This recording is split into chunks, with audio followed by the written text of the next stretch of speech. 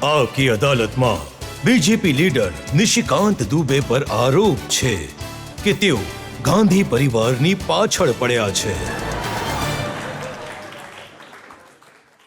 આજે રાહુલ ગાંધી અને એમના પરિવાર પ્રતિ જે તમારો સેવાભાવ છે, જે સમર્પણ છે, આ રિસન્ટ છે કે જૂની આદત છે? નહીં, ગાંધી પરિવારનું હું ઘણું સન્માન કરું છું અને સન્માનમાં જે છે આ સમર્પણ ભાવ છે, કારણ કે એ લોકો જ રાજા છે. હું તો નાના પરિવારનો માણસ છું, તો મારું કામ છે એમની સેવા કરવી. હું તો સતત એમની સેવા કરતો રહું છું. મેં તમારું એક નિવેદન જોયું જેમાં તમે કહ્યું કે સોનિયા ગાંધી જ્યારે તમને મળ્યા તો એમણે તમારી સાથે જે વ્યવહાર કર્યો એ માં જેવો વ્યવહાર હતો. હા, મેં કહ્યું સોનિયા ગાંધી જે છે એ કમ્પ્લીટ ભારતીય નારી બની ગઈ છે અને એમના બે જ કામ છે. એક એમનું કામ છે દીકરાને સેટ કરવો અને જમાઈને ભેટ આપવી. તો દીકરો સેટ નથી થઈ શકતો અને જમાઈને જે ભેટ આપી છે એ ઈડી સીબીઆઈના ચક્કરમાં પડેલી છે. પણ સોમિયાજીને પણ ખબર છે કે મેં એ વાતો સાચી કહી. એમને એ લાગે છે કે કંઈ પણ હોય આ માણસ જે છે પાર્લામેન્ટમાં સાચું કહે છે. તો જ્યારે બહાર નીકળ્યા 2024માં ઇન્ટરિમ બજેટ બાદ, તો એમણે કહ્યું કે હવે હું રાજ્યસભા જઈ રહી છું અને એ દિવસે એમની તબિયત ઘણી ખરાબ હતી. તો હું એમને પૂછવા ગયો કે તમારી તબિયત ખરાબ છે? તો એમણે હાથ પકડ્યો મારો અને કહ્યું કે તારા જેવા માણસે પાર્લામેન્ટમાં આવવું જોઈએ. તો એટલે એવું થયું. અને પાર્લામેન્ટમાં આવીને તમારે કહેવું જોઈએ કે તમારો દીકરો ફર્ટિચરની જેમ આવે છે.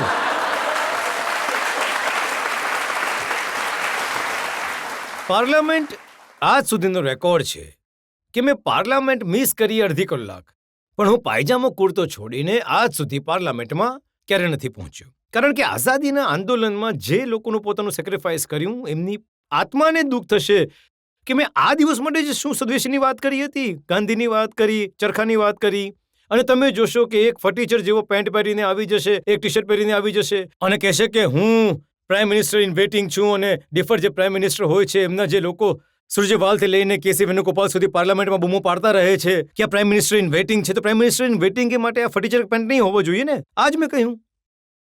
તો એમણે પણ કહ્યું કે નિશિકાંત લુઈ વિતોનની ટી શર્ટ, અરમાનીના સૂટ એ પહેરેલા દેખાય છે.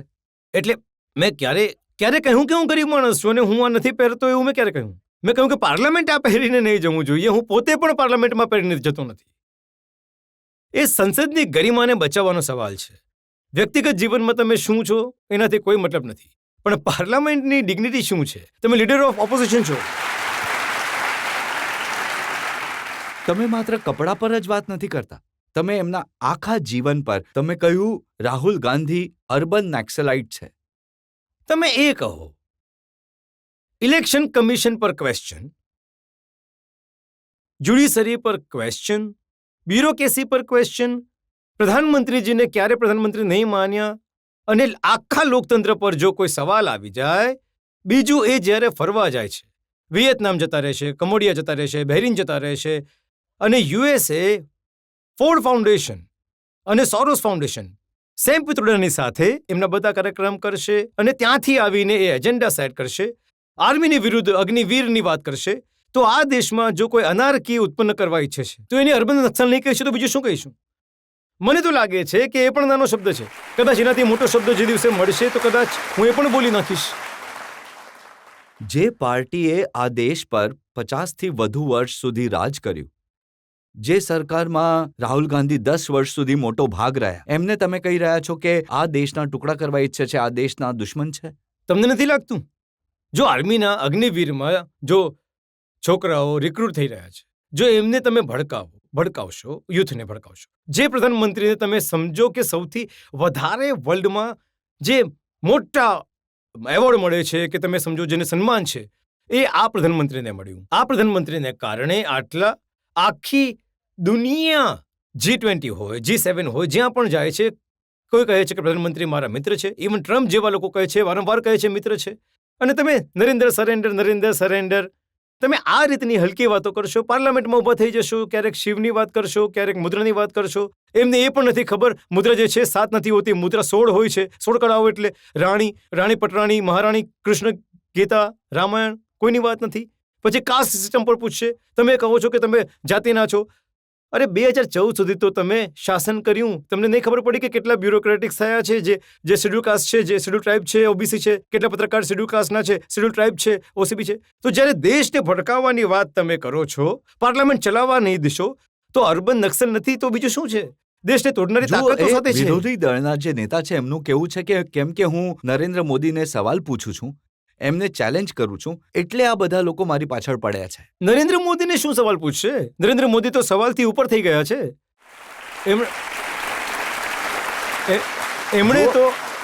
એમણે તો પોતાની જાતને સવાલ પૂછવો જોઈએ. હું તમને રિસન્ટ વાત કહું છું. એમણે કહ્યું કે જે ટ્રેડ ડીલ અમેરિકા સાથે કરી છે એમાં ભારતે સરેન્ડર કર્યું છે. એમાં ભારતે એ કહ્યું અને એ કર્યું જે એમને ટ્રમ્પે કહ્યું. જો ભારતે સરેન્ડર ત્યારે કર્યું હતું જ્યારે એમના પિતાજી જે છે એ સુપર કોમ્પ્યુટર લાવવાની વાત કરી રહ્યા હતા. તમને ખબર છે કે અફઘાનિસ્તાનમાં જે સમજૂતી ચાલી રહી હતી, અફઘાનિસ્તાન અને પાકિસ્તાનનો, આપણે જે છે રશિયાની વિરુદ્ધ જઈને અમેરિકા માટે લોબી કરી રહ્યા હતા કે કઈ રીતે રશિયન ફોર્સિસ જે છે અફઘાનિસ્તાનથી બહાર જતી રહે, અને આ કોઈને ખબર નહીં હતી. સરેન્ડર તો એ સમયે થયું ને. સરેન્ડર ત્યારે થયું જ્યારે PL4 એને 80s જે છે ઘઉં છે એ આયાત કરી રહ્યા હતા ઇન્દિરાજી. સરેન્ડર તો ત્યારે થયું જ્યારે કે આપણે આપણો એક એરબેઝ 1961માં ચકલિયા અમેરિકા સેનાને આપી દીધો. સરેન્ડર તો ત્યારે થયું કે આજે પણ નંદા દેવી પર, આજે પણ હું ઓન રેકોર્ડ વાત કરી રહ્યો છું, 62માં ચીનનું યુદ્ધ તમે એના ઇશારે કર્યું, અને આજે પણ ન્યુક્લિયર ડિવાઇસ નંદા દેવી પર રાખેલું છે, જેને કારણે આખા નોર્થ ઇન્ડિયામાં જે ગંગાનું પ્લેન છે એના લોકો કેન્સરથી વધારે મરી રહ્યા છે. તો સરેન્ડર તમે કર્યું. આ માણસે તો પોતાની તાકાત બતાવી છે અને ટ્રમ્પને મજબૂર કરી દીધો ટ્રેડ ડીલ કરવા માટે.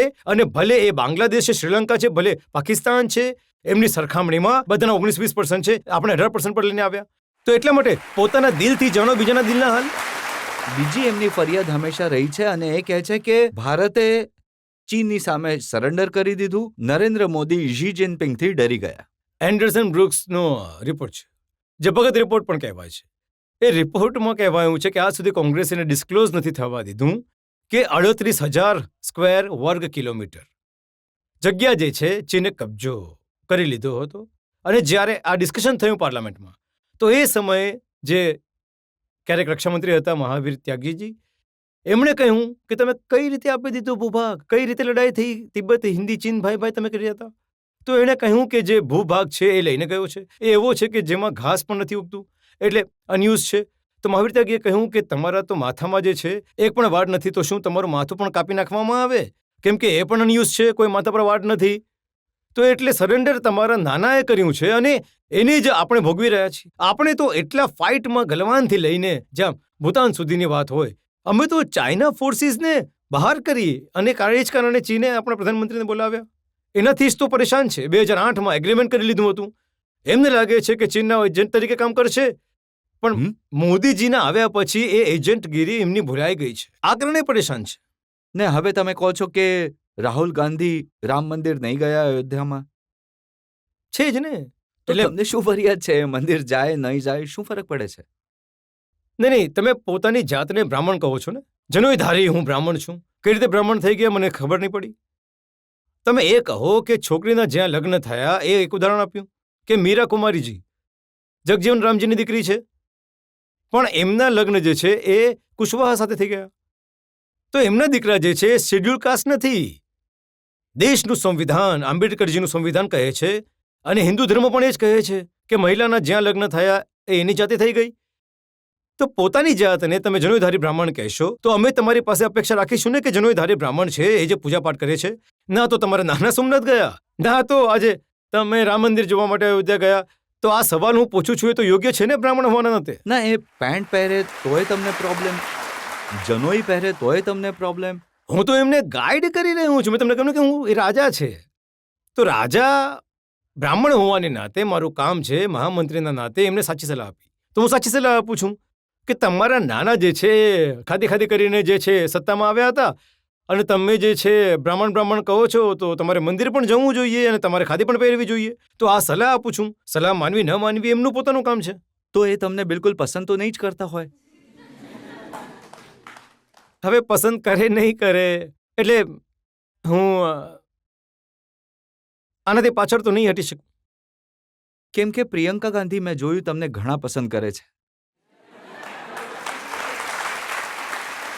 પાર્લામેન્ટમાં જ્યારે તમે પુસ્તકો બતાવી રહ્યા હતા જેના પર કોંગ્રેસીઓ ઉહાપોહ કરી રહ્યા હતા, ત્યાં મેં જોયું કે પ્રિયંકાજીએ તમને કહ્યું કે તમે પુસ્તક ઊંધું પકડ્યું છે, એને સીધું કરી લો.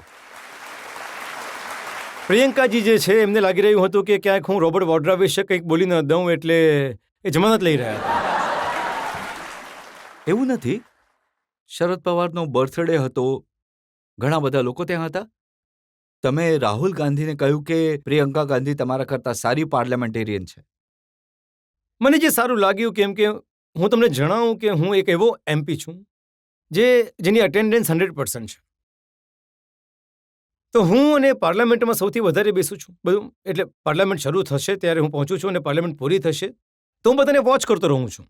તો મને જો બંને ભાઈ બહેનમાં તુલના કરવાનો સવાલ આવે તો મને લાગે છે કે 17-18 વર્ષથી તો હું રાહુલજીને જોઈ રહ્યો છું. કોઈ મતલબ નથી, ના નિયમ, ના કાયદો, ના સંવિધાન, ના રૂલ. ઇવન એક દિવસ હું તમને જણાવું કે એમને પણ ખબર નથી હેડફોન કેવી રીતે પહેરવામાં આવે. એટલે અનસિરિયસ માણસ છે. તમને ધ્યાન હશે કે જ્યોતિરાદિત્ય સિંધિયા જ્યારે એમની પાર્ટીમાં હતા ત્યારે પ્રોમ્પ્ટ કરતા હતા. પણ પ્રિયંકા ગાંધી જે છે એમની સરખામણીમાં કોન્ફિડન્ટ છે. તો બંને ભાઈ બહેનમાં એ જ મેં કહ્યું. પ્રિયંકાજીને પણ એમાં રાહુલજી નારાજ થઈ ગયા.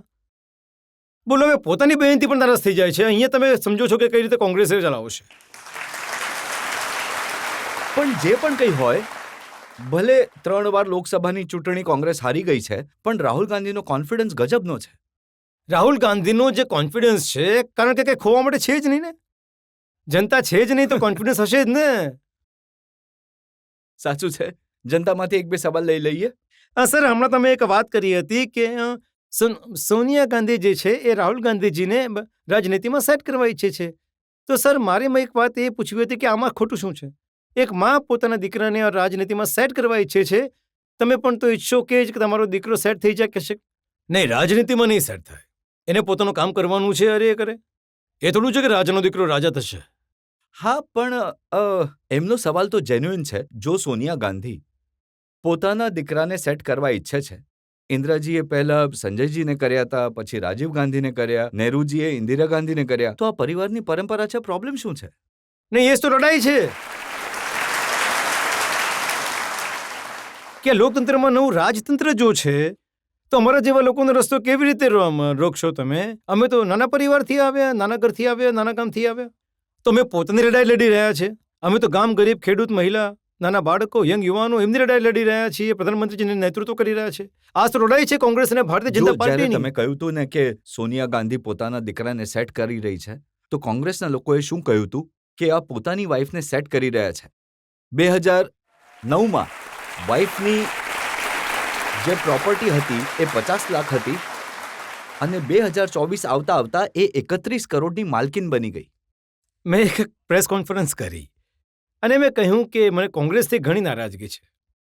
કારણ કે એના પહેલાં શું હતું કે એક ઇમ્પ્રેશન હતી અમારા વિશે, અમારા પરિવાર વિશે કે મારી પાસે કરોડો રૂપિયા છે.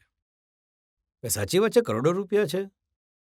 હવે જે દિવસથી કોંગ્રેસે પ્રેસ કોન્ફરન્સ કરી દીધી કે મારી પાસે માત્ર 30 કરોડ રૂપિયા છે આટલા વર્ષોમાં, ઘણા બધા મારા મિત્રોએ વાત કરવાનું બંધ કરી દીધું કારણ કે મારી પાસે ગરીબ સમજે છે. પણ હું તમને જણાવું કે લોકપાલનું જજમેન્ટ આવ્યું. એક તો એણે કહ્યું કે મારી વાઇફ જે છે નિફ્ટની ગ્રેજ્યુએટ છે અને મારા લગ્ન પહેલાં એ મેંગો અને ઝારા જેવી કંપનીને સપ્લાય કરતી હતી. અને બીજું 2009થી લઈને આજ સુધી મારી પ્રોપર્ટીમાં કોઈ વધારો થયો નથી. જો એની માર્કેટ વેલ્યુ વધી ગઈ છે તો અમે જો લખી દીધું તો એમાં કોઈ પરેશાની છે નહીં. તો એટલે લોકપાલનું જજમેન્ટ પણ આવી ગયું. પણ કોંગ્રેસે મારી સાથે ઘણો અન્યાય કર્યો છે, મારા પરિવાર સાથે. હવે મારે જે છે કહેવું પડે છે કે ક્યાંક ને ક્યાંક બેનામી સંપત્તિ હશે જે હું તમને ડિસ્ક્લોઝ કરીને જણાવીશ. કોંગ્રેસની વાત પર નહીં જાઓ. મારા 30 કરોડ નથી, કદાચ 300 કરોડ હશે અમારી પાસે. આવી વાત કહેવાવાળા તમે એકલા એમપી હશો જે આ કહેશે? નહીં, પોતાનું સ્ટેટસ તો બનાવવું પડશે ને પોતાનું.